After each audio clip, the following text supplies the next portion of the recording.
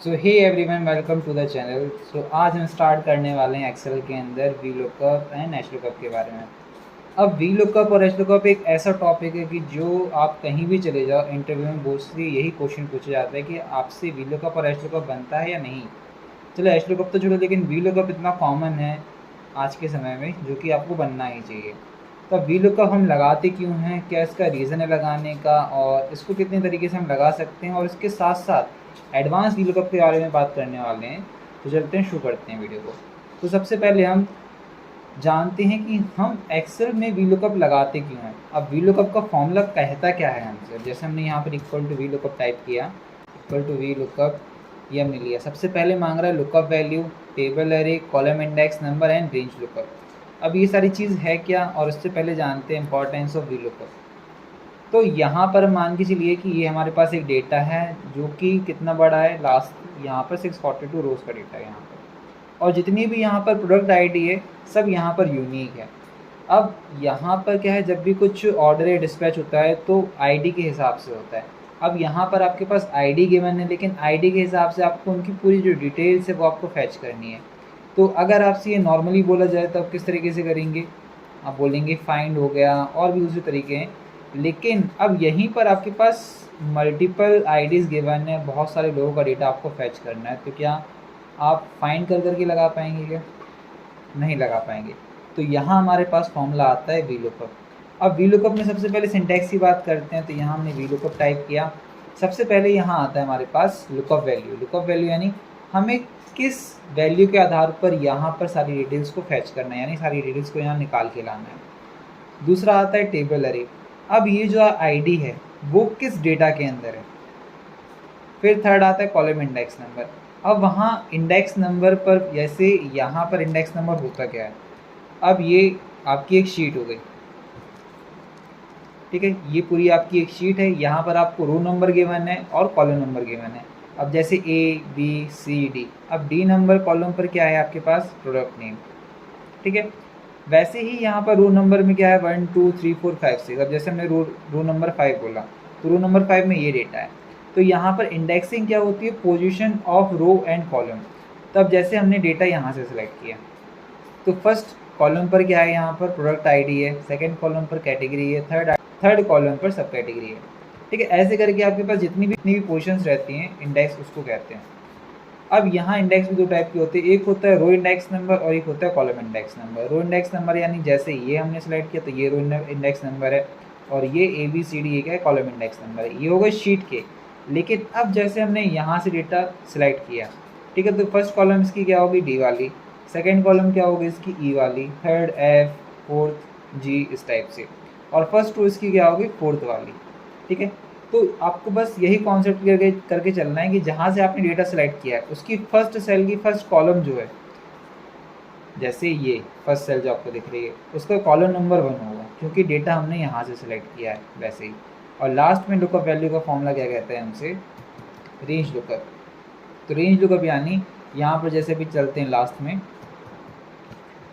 Approximate match और exact match. Approximate क्या करता है कि यहाँ पर अगर मान के चलिए उससे मिलता जुलता थोड़ा सा 1-2 नंबर आगे पीछे होता है, तो ये उसके पहले या बाद वाली वैल्यू लेके आ जाता है।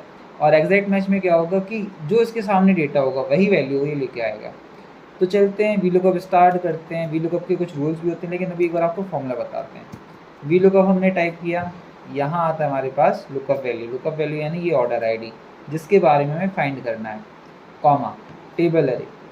अब टेबल अरे का भी कुछ रूल होता है एक्सेल के अंदर वी लुकअप में, कि टेबल अरे कहाँ से स्टार्ट होनी चाहिए, जहाँ से आपकी लुकअप वैल्यू आई हुई है। जैसे यहाँ पर हमारे पास प्रोडक्ट डेट आईडी से लुकअप वैल्यू आई है, तो यहाँ से ही हम डेटा सेलेक्ट करेंगे। और वी लुकअप का दूसरा रूल क्या है कि VLOOKUP left to right ही डेटा को फाइंड करता है। दूसरा रूल क्या है कि VLOOKUP left to right ही डेटा फाइंड करता है। अब अगर मान के चलिए कि यहाँ पर एक आईडी और होती, प्रोडक्ट आईडी आपकी यहाँ गिवन है, उसके पहले आपको मान के चलिए यहाँ पर कैटेगरी है, उसके बाद आपकी सब कैटेगरी है, फिर इसके बाद प्रोडक्ट आईडी है, तो प्रोडक्ट आईडी के लेफ्ट साइड का डेटा वो फाइंड नहीं कर पाएगा। तो ये रूल होता है। अब चलते हैं स्टार्टिंग से फिर से लगाते हैं वी लुकअप का फॉर्मूला। यहाँ हमने लुकअप वैल्यू चूज़ कर चुकी है। अब इसके बाद मांगता है लुकअप टेबल अरे। तो टेबल अरे के लिए चलते हैं इसी शीट में, क्योंकि यहाँ हमारे पास एक रेफरेंस है। अब यहाँ हम पूरा डेटा सेलेक्ट कर लेते हैं। कॉमा।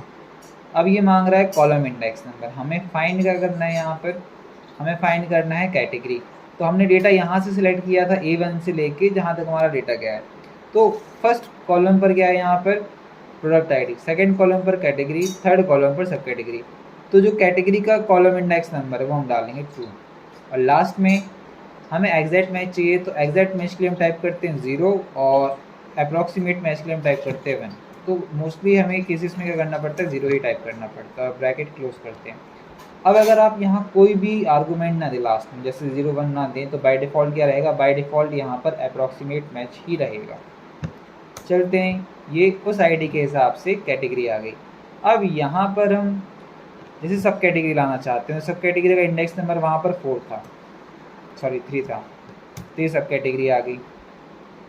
प्रोडक्ट नेम हमें फाइंड करना है तो उसका इंडेक्स नंबर यहाँ हम डाल देते हैं 5, इस टाइप से।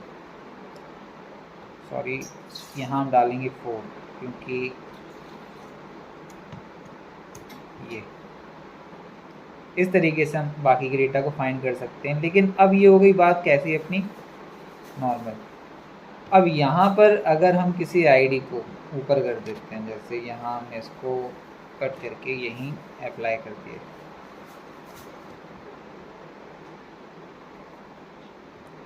यहाँ इसको कट करते हैं और यहाँ इसको,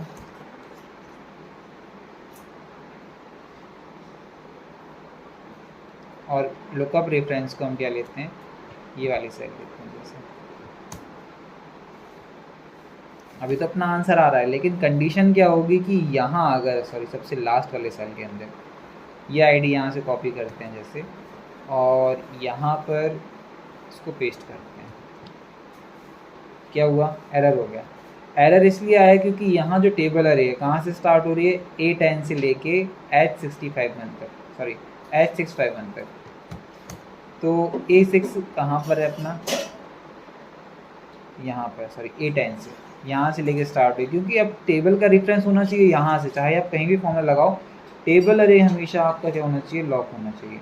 तो रेफरेंस वाली बात करेंगे नेक्स्ट वीडियो में। अभी हमने सिर्फ बात की है बेसिक वीलुकअप की।